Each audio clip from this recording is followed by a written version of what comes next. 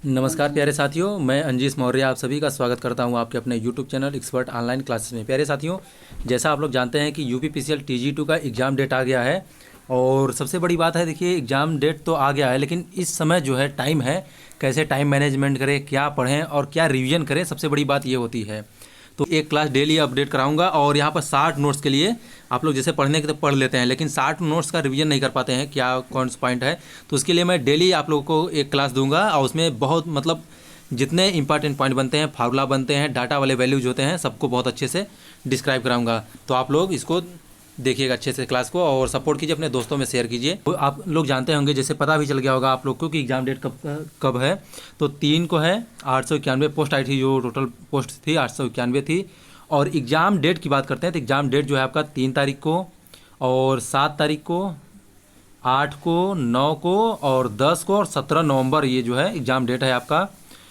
तो आप लोग अच्छे से लग जाइए और जितना हो सके कोशिश कीजिए कि ज़्यादा से ज़्यादा प्रैक्टिस कीजिए क्वेश्चन का और बढ़िया से तैयारी कीजिए, ठीक है। और रही बात, देखिए पढ़ने की बात करते हैं तो क्या पढ़े हैं। तो जैसे आपके जो फार्मूले हो गए, डाटा हो गए, जैसे फार्म फैक्टर की वैल्यू क्या होता है, यूटिलाइजेशन फैक्टर क्या होता है, रिपल फैक्टर क्या होता है, आरएमएस वैल्यू किसकी कितनी होती है, इन सभी पर मेन रूप से फोकस कीजिए। जो कि डाटा वाले वैल्यू होते हैं, आप प्रीवियस ईयर देखेंगे तो आपको पता चलेगा शायद। तो वहाँ से आप लोग इस पर मेन फोकस कीजिए। और कंप्यूटर को बिल्कुल इग्नोर ना कीजिए, क्योंकि अगर आप टेक्निकल में पास भी हो जाते हैं तो कंप्यूटर में अगर आप पास नहीं हैं तो कोई मतलब नहीं है इसका। तो इसलिए जो है कंप्यूटर पर आप लोग मेन फोकस कीजिए, कम से कम 2 घंटे डेली कंप्यूटर को दीजिए। और इसके बाद जैसे आपका सब्जेक्टिव में है तो आप पावर सिस्टम हो गया, ठीक है, पावर सिस्टम हो गया, मशीन हो गया है, उसके बाद यूटिलाइजेशन हो गया आपका।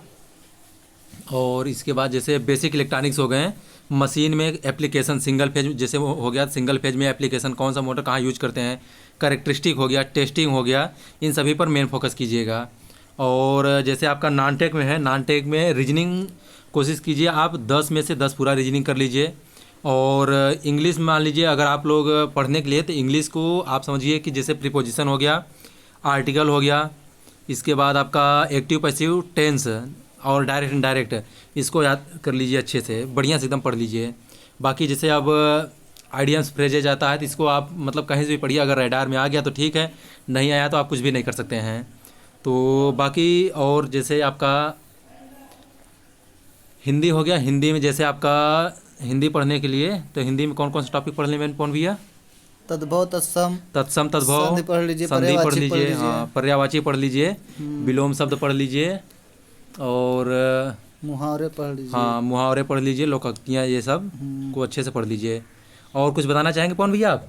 और पेपर की तैयारी करिए और क्या, कंप्यूटर पर ज़्यादा ध्यान दीजिए, हम तो कहेंगे। हाँ। आप 150 नंबर लाएंगे टेक्निकल में, अगर इसमें अगर 19-20 अगर नहीं ला 20 नहीं ला पाएंगे तो नहीं हो पाएगा आपका। तो कहने का मतलब है कंप्यूटर को आप इग्नोर ना कीजिए, अच्छे से पढ़ाई कीजिए, ठीक है। और आप सभी को बेस्ट विशेस फॉर एग्ज़ाम। तो अच्छे से तैयारी कीजिए। Bye bye, take care all of you.